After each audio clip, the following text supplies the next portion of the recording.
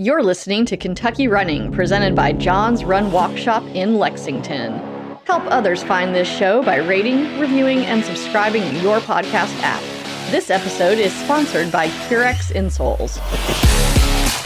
Hey runners, Matt Reno here. Thanks for tuning in. I hope your running hasn't been too hampered by this winter weather we've been having. If it has, don't be too hard on yourself. The year's early. You got plenty of time to hit your 2025 goals. And if you need a little help along the way, we do offer training programs for 5K, 10K, or half marathon distances. We even have an option for you to sign up for 2 half marathon programs, one in the spring and one in the fall.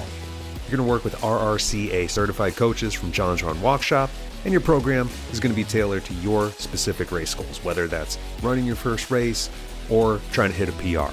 I'll put a link in the show notes where you can sign up. And of course, an important part of training for running a race or doing any other athletic activity is nutrition. If you're running to be healthier, you might think you're doing yourself a favor by eating less, but that's not always the case. Healthy running means being properly fueled.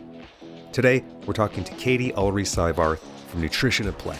She's a registered dietitian who works with athletes to address issues of underfueling and eating disorders. In this episode, Katie talks about proper fueling, warning signs of eating disorders, and how coaches and parents can help young athletes who might be experiencing disordered eating. It's an important conversation, so stick around for that. But first, we're going to do a little tech talk on a big shoe launch from earlier this week. Let's check in with our Hoka Tech rep, Derek Nabe, on the latest update to their popular Bondi line. One of the more popular shoes in recent years, John's Run Walk Shop, has been the Hoka Bondi 8. It's definitely a fan favorite, but as of January 15th, it's been updated. So Derek, give us the rundown. What's new with the Bondi 9? Oh, Matt, I'm glad you asked. The Bondi 8, it was great. It came in a million colors. It's a fan favorite, but it's time for a refresh. And just in time, we're going to hit the market with a brand spanking new Bondi 9. I think the most notable features about the shoe are that you get 2 more millimeters of cushion underneath your foot, yet the shoe gets lighter weight. So how do we do that? We move from compressed EVA to supercritical foam in the midsole, but it's going to be a more premium blend of foam. It was a blend of foam that was initially designed for like performance products, but as it's become more commercially available, we found uses for it in our core products like the Bondi 9, a staple of the Hoka lineup. And so what you get with that, like I mentioned, it's lighter weight, it's a little bit more resilient, it's a little bit bouncier. You get a little bit of a deeper active foot frame with it, so it's going to be a little bit more structured, it's going to have a little bit more support. The Bondi is a staple for the Hoka lineup. And so when we come out with a new version, we're not going to start from scratch and totally overhaul it. Instead, it's finding like each component of the shoe and how do you make it just like 1 or 2% better with each of these new iterations. So for anybody that has worn the Bondi 8 previously, they should be able to step right into the Bondi 9 and it should still feel like home to them, but with the intent of making the shoe a little bit more durable, a little bit more aesthetically pleasing. You know, the design looks great, the colors look great, the lightweight feel and the function and the poppiness of the shoe is improved and are all great aspects of this new Bondi 9. Okay, that sounds awesome. Now, to back up for a bit, you mentioned supercritical foam. For reference, what are some other shoes in the Hoka lineup that contain that foam? Okay, so I mentioned supercritical originally started in performance shoes. Well, now there's PEBA foam. So most of our performance shoes have PEBA foam, which is an even more premium blend of foam. So now shoes like the Skyflow have supercritical foam in it. The Skyward X has supercritical foam. Now the Bondi 9 has supercritical foam. It's something that we're moving, I think, majority of our line from compressed EVA to supercritical. It's more durable. You know, I mentioned we like improve the durability of the shoe. That's something that we're really passionate about at Hoka is making the shoes last longer with every iteration of the product. And so the supercritical foam decompresses at a faster rate. And so for a lot of people, they're like, well, what does that matter? You know, for the person who wakes up and runs 5 miles in the morning and then doesn't touch the shoes for 24 hours and then they come back to them, well, they've had adequate time to decompress. So that's like not as big of a factor. before that customer or the wearer of the shoe that wears a shoe all day and then goes home and sleeps and then puts it right back on first thing in the morning and wears it all day again, the ability for that shoe to decompress at a faster rate overnight makes it more plush and extends the life of that like Tempur-Pedic mattress step-in feel of those Hoka products later into the life than previously with the shoes. So attacking those comments about Hoka shoes feeling too flat too early after they just bought them kind of thing, like attacking durability in that respect. The Bondi 8 has been popular with a pretty large swath of the population, but a big portion of that has been nurses, teachers, people who are on their feet all day, and they need that extra cushion so that by the end of the day, their feet aren't sore. Who would you say the Bondi 9 is most geared toward? Everyone. No, I'm kidding. There's everyone should definitely give it a try. I think there's some people that like the foot shape of the footbed of Hoka shoes like doesn't agree with them, and that's totally fine. A store like you all at John's Run Walk carries 15 different brands, so there is something for everyone. Where the Bondi sits in the Hoka lineup is it is our highest stack height shoe, aside from the Skyward X. But it's, our highest stack height, most support in that like neutral category. So for that person that wants a plush running experience, they want something that's lightweight, that's poppy, that takes the stress off their knees, off their hips, off their ankles as it compresses under their foot. It's for anyone like that, or for people that do want just a comfortable, durable, cushioned pair of shoes to be on their feet all day on the job site or at work or in the classroom. It's a sturdy option, and it's been just selling like wildfire for Hoka for the last few years. And so we expect that with a improvement in all the different categories of the shoe, that we will continue that trajectory. And I would say the last big thing about the Bondi is that for the very first time ever, we have extra wides in women's shoes.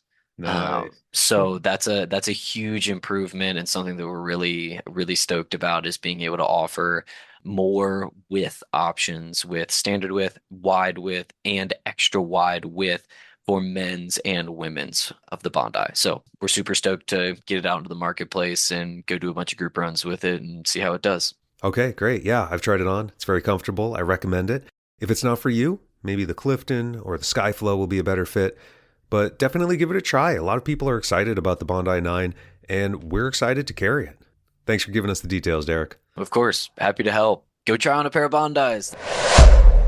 Katie, thanks for coming on Kentucky Running. This is a really important topic we're covering here because, of course, people listening want to stay healthy, but sometimes we can take things like that too far. So the first question I want to ask is, what are some of the signs that a runner or another athlete might be underfueling, and how can this impact their performance? That's a great question. So runners, to just kind of be aware of, I would say starting with how are you feeling energy level wise as you're running? We want you to feel good throughout your run. So if you're starting to feel like you're bonking or hitting a wall, that could be a sign that you're not fueling properly during your run. Other signs could be that once you finish your run, you go home and you just have no more energy left for the entirety of the day. So you just don't have the energy to cook or to clean or to be around people. Some other physical signs too could be maybe you're getting dizzy or lightheaded. You've noticed that like you're not building any muscle, that other people are, you're doing the same workout as others and you're just not seeing those changes like you should be seeing. And if someone is noticing these things, what are some steps they can take in the short term to start correcting this? To start working towards fueling more, my best suggestion is to aim to start eating more regularly. A lot of the clients that I work with just don't realize how our bodies are designed to run in general. So as humans, our bodies are physiologically designed that like every 3 to 4 hours, we should be getting hungry and refueling again. If you're doing a 90-minute workout, you will completely deplete your energy stores. So if you're a runner, you may find that after your workout, you're really, really hungry or some people aren't actually that hungry, but you may find that having that snack right after, that meal right after really helps to revive you, give you more energy. So I would say eating every 3 to 5 hours is first the key. And then second, making sure that you're getting enough carbs in throughout the day. So if you're exercising for more than 45 minutes most days of the week, I would recommend doing a third of your plate as carbohydrates, which for some people may seem really high. Sounds great to me. Yeah. But that's an important thing to remember. Carbs are not the enemy. They're not going to completely destroy your fitness level, especially if you're working out a lot, right? Yeah, no, actually, carbs are your body's favorite source of energy. So when we're exercising, that's actually what the body breaks down fastest. And that's what it wants to be using. And if it's not there stored, then the body has to use other things that don't break down as efficiently. Now, underfueling, that's something that can happen maybe accidentally, I'm guessing, but that's different than an actual eating disorder, right? Yeah. What are some of the differences and some of the signs to look for? So underfueling can definitely be unintentional for a lot of people. We get busy. We live in a really busy society. And if you're working and then you're going to work out afterwards, taking care of your family, it's something called REDS, which is relative energy deficiency in sport. And that is when we are unintentionally underfueling. And that's different than an eating disorder. So an eating disorder is really more of it's a disease that is actually kind of changing the way our brains are operating and working. And when we're talking about eating disorders here, I'm talking about like anorexia nervosa, bulimia, binge eating disorder. And this changes kind of the behavior, kind of how the brain works in general. People start to become fearful of eating the wrong things or their body losing weight, or maybe they are feeling out of control around food. And those are some of the symptoms that are more clear when it's an eating disorder rather than just underfueling. What are some of the things that lead to eating disorders? Well, eating disorders can happen for any reason. One of my favorite quotes that I hear from other practitioners is the saying that like eating disorders don't discriminate. It can happen to anyone. It doesn't matter. It doesn't care your socioeconomic status. It doesn't matter if you're an athlete or not athlete. It doesn't care. And so realizing that for some people, it has a lot to do with culture that we live in of wanting to aim to get a certain body size. For some, it has to do with a self-worth. Sometimes it's a soothing kind of like they use food as a coping mechanism. For some people, it might be that it started out as they were trying to lose weight and then it just kind of snowballed into more. And so it can happen for a lot of different reasons. It's not unusual for a trauma to have happened, and that can also cause an eating disorder. So there's a lot of different reasons for sure. Do you see people with eating disorders on a wide range of ages too? I mean, sometimes we think about this in terms of younger people, but this can happen to anybody, right? Yeah. So I've worked with clients that have been as young as 10 or 12 and as old as in their 60s. So it can definitely range. And sometimes it's that the disordered eating behaviors that we had have just snowballed into more, and then we feel trapped and like don't know how to get out. And so that is why it can happen at any age. How can people who are struggling with eating disorders, where should they go for professional help to get what they need? What kind of things should they look for in professional help? So for professional help, I would say to start off with two places is first start off with your medical team, right? So you'll talk to your doctor about what you're struggling with and letting them know that if you're struggling with underfueling, it might be getting some labs checked to make sure that everything is okay, that your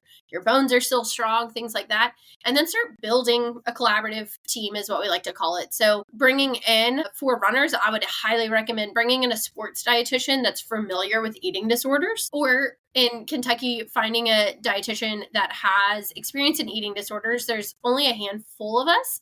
There's not a lot. And then my next suggestion is to find a therapist, because a lot of times working through the kind of mental component of this is a lot. It's a lot of stress. And so having a therapist that's also familiar with eating disorders would be helpful. So those would be the three that I would really start with. It also might be looking up some books or podcasts to understand what's going on better. Any recommendations? Yeah, for books, there's a workbook that I like, and it's called The 8 Keys to Recovery from an Eating Disorder workbook. So that kind of helps you work through it. There's also a book that goes along with that as well. I want to take a quick break to tell you about Kentucky Running sponsor Curex insoles, available at John's Run Walk Shop. Whether you're looking for more cushion or arch support when you're running, or just going through your day-to-day activities, Curex Run Pro insoles could be the solution you need.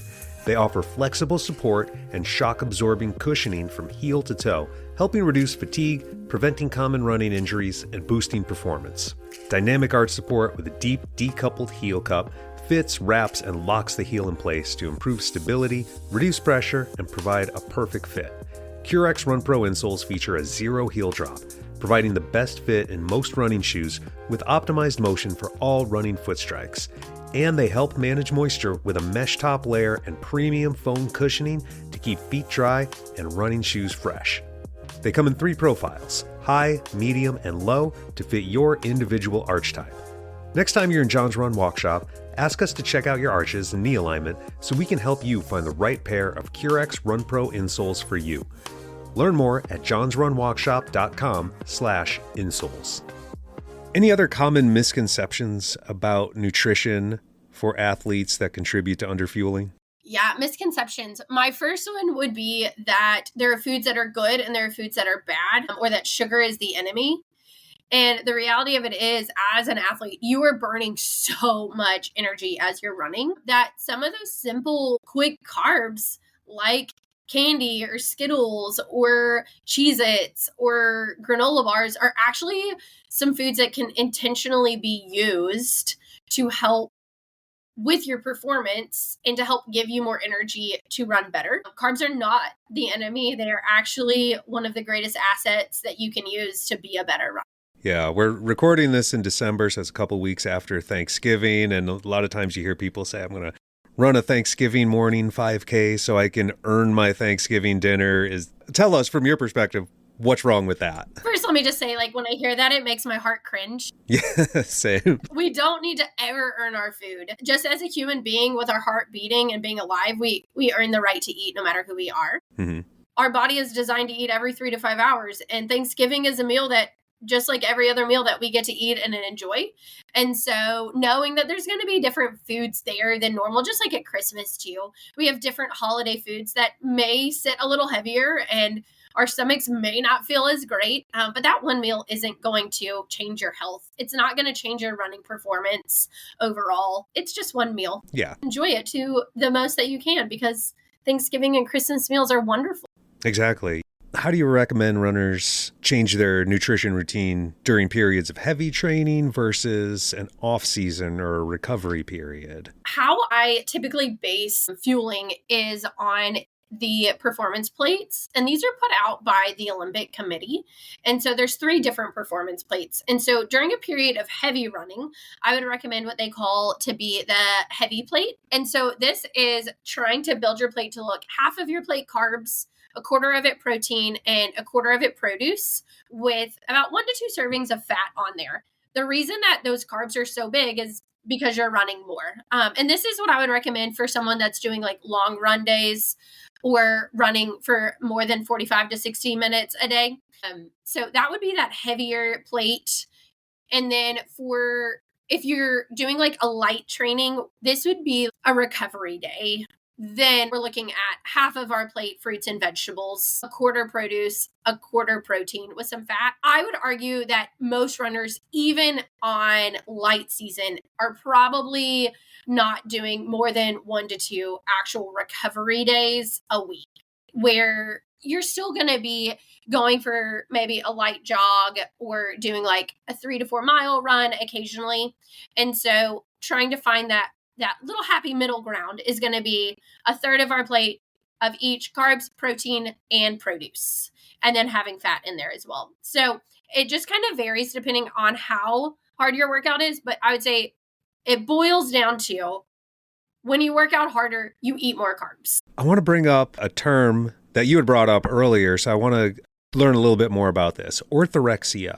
What is that? Orthorexia isn't a diagnosable eating disorder yet. We think in our field that it is going to be diagnosable at some point, but it's a very well-known term. This is this idea of everything needs to be clean or unprocessed or in air quotes, healthy. And it's that fear of becoming like fixated that like I can't eat anything if I don't know what the ingredients are in it, or I feel uncomfortable with eating something if I haven't read the nutrition label. And it's an obsession where it's having to like go and exercise in order to earn food, or feeling like I can't eat something if I haven't exercised.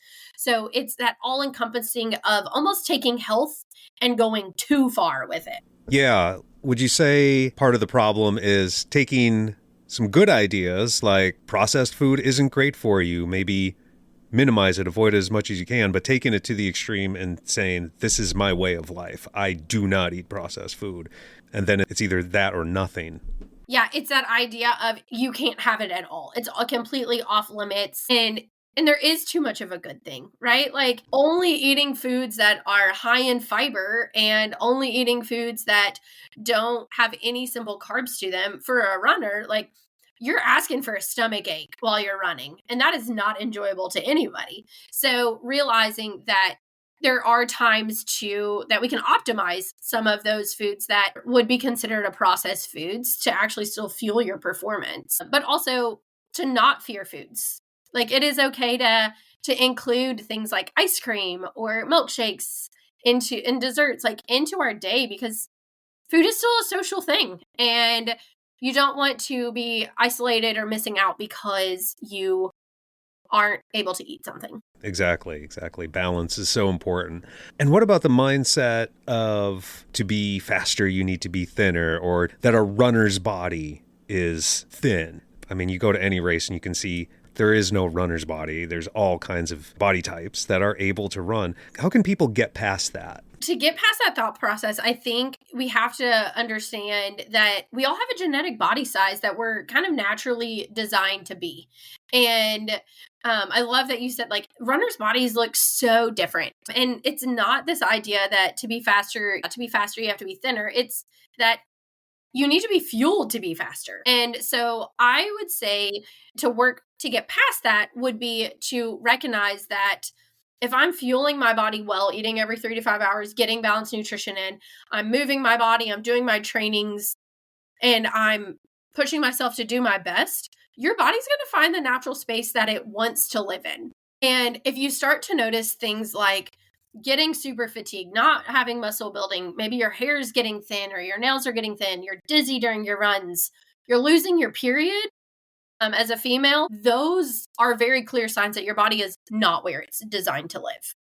And so that's when we're talking of like, okay, now we do need to probably change our weight, work on increasing our body fat again. What advice do you have for coaches, family members, friends who are starting to notice someone with signs of disordered eating? How can they support that person? Yeah. So for coaches, gosh, you are as a coach, you play a vital role in your athletes' lives. And so I think one of the big one is like not talking to your athletes about like, don't eat this. Not talking about body sizes is important too. Or like, hey, if you could just lose a few pounds, then you'd be a better runner.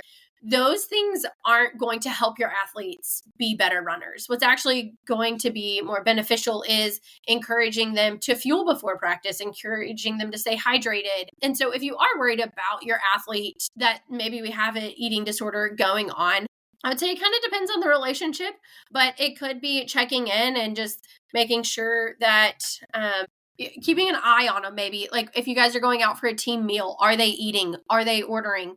And if they're not, it might be talking to their parents if you're working with high schoolers.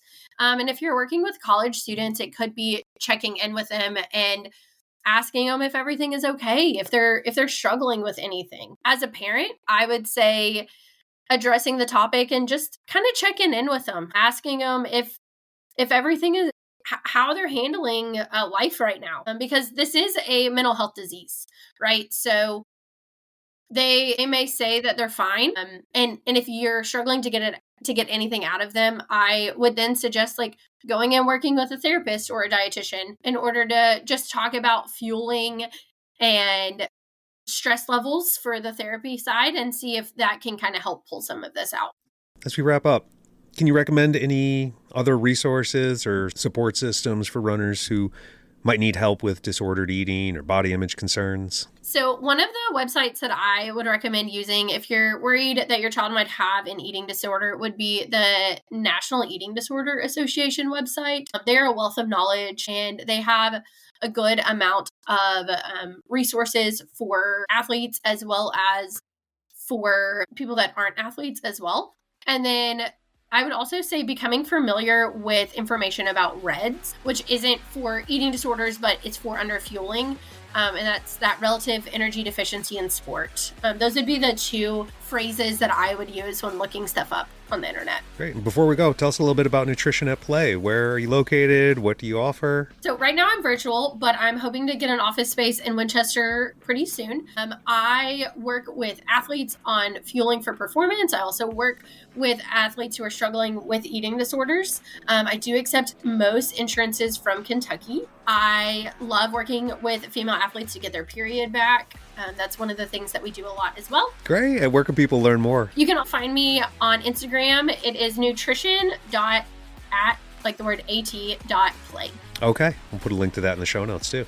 Katie, thanks for coming on. Really appreciate you sharing this knowledge about such important subjects here. Yeah, thank you guys for having me. This was a pleasure.